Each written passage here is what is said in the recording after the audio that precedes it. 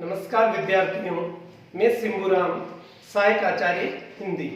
प्रिय विद्यार्थियों, इस वीडियो में हम टेली आलेख अर्थात टेलीविजन पर जो आलेख होता है उसके लिए जो तकनीकी जानकारी होनी चाहिए, टेली आलेख लिखते समय क्या तकनीकी जानकारी होनी चाहिए, उसका हम निम्नलिखित बिंदुओं के अंतर्गत अध्ययन करेंगे। स्पष्ट परिकल्पना, ध्वनि प्रभाव, उत्कर्ष, दृश्य क्रम अर्थात सीन सीक्वेंस, शब्द चयन का स्वरूप।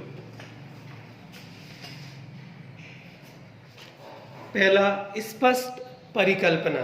टेली लेखक के लिए आवश्यक है कि वह विषय की जानकारी के साथ साथ टेलीविजन माध्यम की तकनीकी भी पूरी तरह से जान ले, क्योंकि मूल रूप से उसी की परिकल्पना पर पूरे कार्यक्रम को तैयार किया जाता है। सारी रूपरेखा उसी विजन पर होती है, इसलिए उसकी परिकल्पना में स्पष्टता और संप्रेषणीयता अति आवश्यक है। यदि संप्रेषणीयता में किसी भी प्रकार की गड़बड़ी या अवरोध होता है तो निर्देशक, कैमरामैन, संपादक की मेज तक भ्रम की सी स्थिति बनी रहती है, जिसका सीधा प्रभाव कार्यक्रम की गुणवत्ता पर पड़ता है, वह कम गुणवत्ता का होगा। इसलिए आलेख लेखक को लिखते समय टेली माध्यम अर्थात टेलीविजन माध्यम की पूरी तकनीक एवं कलात्मक परिकल्पना को ध्यान में रखना आवश्यक होता है। दूसरा, ध्वनि प्रभाव।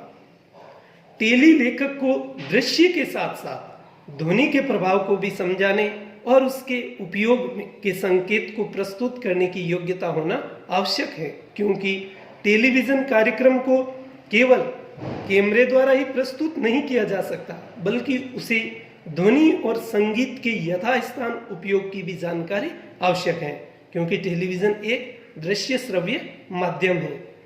यही स्थिति टेलीफिल्म या धारावाहिक के लिए पटकथा लेखन के लिए भी अनिवार्य होती है कि वह अपने कथानक के पात्रों के मनोभावों की अभिव्यक्ति ध्वनि प्रभावों और संगीतों द्वारा कैसे प्रस्तुत कर सकता है। इसका स्पष्ट कारण यह है कि कार्यक्रम का सबसे पहला दर्शक मानसिक रूप से वह स्वयं लेखक ही होता है, इसलिए ध्वनि, संवाद और संगीत के अंतः संबंधों का गहराई से जानना बहुत ही अनिवार्य हो जाता है। तीसरा, उत्कर्ष। फिल्म के वृत्त चित्र या टेलीफिल्म या किसी धारावाहिक का उत्कर्ष आलेख के मस्तिष्क में रहता है। जो आलेख का लेखक होता है उसके दिमाग में यह सारी परिकल्पना रहती है। अतः फिल्म, टेलीविजन या धारावाहिक के चरम उत्कर्ष या क्लाइमैक्स की सर्वाधिक प्रभावित करने वाला होता है।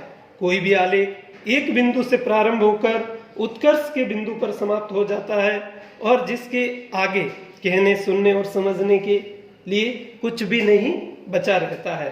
आलेख लेखक को यह ध्यान रखना आवश्यक है कि इसमें संदेश स्पष्ट और भ्रमित ना हो। इसके लिए एक अच्छे से उत्कर्ष की रचना होनी चाहिए। दृश्य क्रम या सीन सीक्वेंस। टेलीफिल्म या धारावाहिक के लिए आलेख लिखते समय लेखक के दृश्य और उसके क्रम का ध्यान रखना आवश्यक ही नहीं, महत्वपूर्ण भी होता है।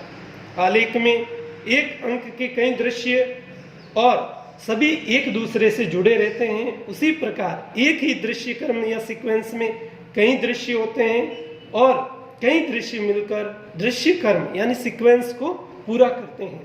फिल्मांकन के समय आलेख में उपलब्ध इस प्रकार के विभाजन से कई लाभ होते हैं। समय और श्रम दोनों की बचत तो होती ही है, साथ ही धन भी अधिक व्यय नहीं होता है।